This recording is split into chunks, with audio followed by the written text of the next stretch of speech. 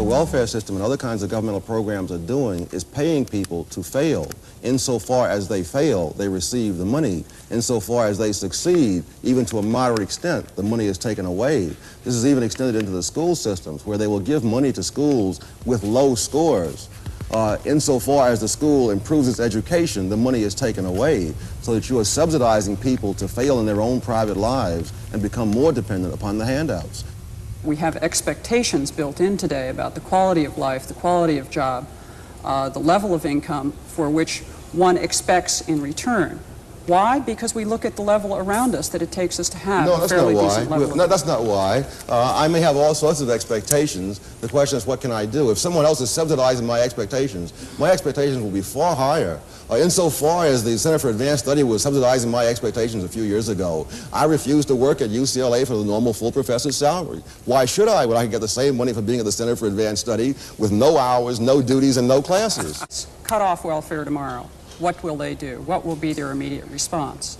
At what price to their small children and to their middle-aged children? Yes, they'll get a job. In fact, the statistics show that women, in fact, are the most successful through the employment program. But what has to supplement that typically is the provision of some kind of daycare arrangement.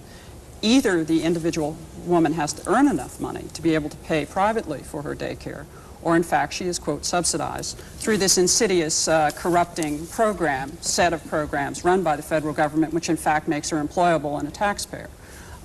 It's an interesting notion of trying to get people in a productive mode. Tom Sowell. It's incredible the way you start the story in the middle, as if there's a predestined amount of poverty, a predestined amount of unemployment, and that the welfare system is not itself in any way responsible for that. There is a predestined 20% of the bottom half of the population. I have never, that's always been true. There's going to be 20% at the bottom. I agree with you. It's also true that 20% of the bottom population doesn't have to be living on the government and ruled by the government. You mentioned, for example, the female-headed household. Many of those, in addition to the grown woman who has all the kids, are teenage pregnancies. There's not a predestined amount of teenage pregnancy. I grew up in an era when people, and particularly blacks, were a lot poorer than today, faced a lot more discrimination than today, and in which the teenage pregnancy rate was a lot lower than today. I don't believe there is a predestined amount of teenage pregnancy, a predestined amount of husband desertion.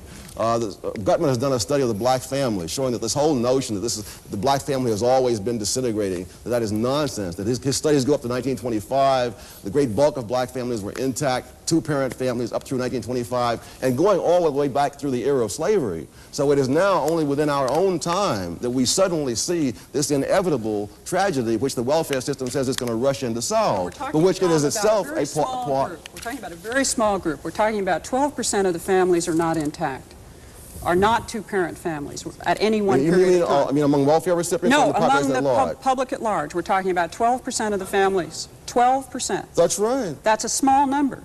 But none of those on welfare. We're still talking about a significant component of the bottom 20% that are the bottom 20%. Whether they are above the poverty line or below the poverty line, they are still the bottom 20%.